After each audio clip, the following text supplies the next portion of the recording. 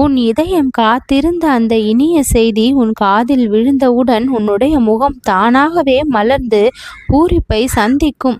அந்த செய்தி உறவுகளிடமிருந்தோ, வேலைவாய்ப்பிலிருந்தோ, குடும்பத்தில் இருந்தோ, சுப நிகழ்ச்சிகளாகவோ உன்னை வந்து சேரலாம். நீ உழைத்ததற்கு இதுவரை தகுந்த பலன் கிடைக்கவில்லை, கிடைத்தாலும் கை நழுவி சென்றிருக்கின்றது என்ற நிலையில் நீ இருந்தால் இப்பொழுது இந்த முருகன் வாக்கை தொடர்ந்து கேள். உன் உழைப்பின் பலன் பல பல மடங்கு உயரத்தை இனி சந்திக்கும். நீ சிந்திய ஒரு சொட்டு துளி கண்ணீர் கூட வீணாகாமல் அது பல மடங்கு இன்பத்தை உன் வாழ்க்கையில் கொண்டு வந்து சேர்த்தே தீரும். ஒரு துளி கண்ணீரை முருகனை நினைத்து நீ சிந்தினால் கூட அது 1000 நன்மைகளை உனக்கு மீண்டு கொண்டு வந்து சேர்க்கும். முருகா, உன்னை வணங்கியும் ஏன் எனக்கு இந்த நிலை என்று கேட்டிருக்கின்றாய் அல்லவா கண்ணீரோடு.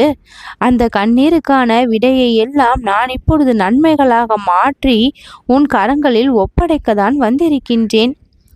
சிறிது நேரத்தில் பெரும் மகிழ்ச்சி கிடைப்பதற்கான வழிகள் இதுதான். உன்னுடைய பிரார்த்தனை எல்லாம் தானாகவே நிறைவேறக்கூடிய வழிகள் உன்னுடைய மனதினுடைய தூய்மையின் காரணத்தினால் இப்பொழுது நிகழப்போகின்றது. முருகனை நோக்கி நீ சொன்ன வேண்டுதலை நான் கேட்டிருக்கின்றேன். அந்த வேண்டுதல் பூர்த்தி அடைந்து உன் உள்ளம் இன்பமடைய இன்னும் சற்று நேரம்தானே உள்ளது. அந்த நொடியில்தான், அந்த அதிர்ஷ்ட தருணத்தில்தான் உன் வாழ்க்கையே மாறும். நீ எதிர்பாராத அந்த ஒரு அதிர்ஷ்டத்தின் தருணத்தை நீ இப்பொழுது சந்திக்க இருக்கின்றாய். உன் வாழ்வை உயர்த்தக்கூடிய விஷயங்கள் வரிசையாக நடக்கும். இறுக்கம், தவறான புரிதல், சண்டைகள் இவையெல்லாம் சிறிது நேரத்தில் விலகிவிடும்.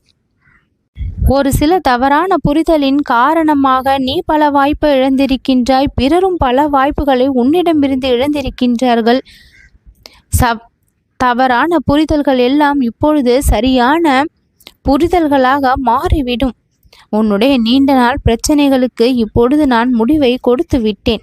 காலகாலமாக வாட்டிய அத்தனை சிரமங்களும் சற்று நேரத்தில் ஒரு முடிவை பெற்றுவிடும். அந்த முடிவு உன்னை கண்ணீரோடு சந்தோஷப்பட வைக்கும். அதாவது ஆனந்த கண்ணீர். இது புதிய வாய்ப்பு எந்த துறையிலிருந்து வந்தாலும் அதை தைரியமாக ஏற்றுக்கொண்டால் அந்த அனுபவங்களே உனக்கு மிகச்சிறந்த வாழ்க்கையினுடைய ஆசானாக மாறும்.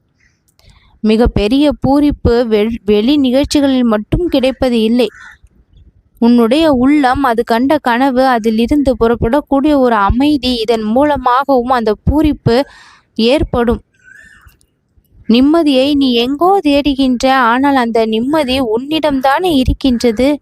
அது சொல்வதை நான் கேட்கின்றேன். என்னில் நான் நிறைந்து இருக்க வேண்டும் என்றால் பக்தனானவன் எப்பொழுதும் முருகனின் நினைவோடு இருக்க வேண்டும் என்று அந்த நிம்மதி என்னிடம் சொல்கின்றது. நிம்மதியை நான் பிறருக்கு கொடுக்க வேண்டும் என்றால் ஆசைகளை அவர்கள் குறைத்து கொள்ள வேண்டும் என்று சொல்கின்றது. பிறர் மீது காட்டும் எதிர்பார்ப்பை இறைவனின் மீது வைத்து செயல்படு என்று அந்த ஒரு விஷயம் உனக்கு சொல்லிக் கொண்டிருக்கின்றது.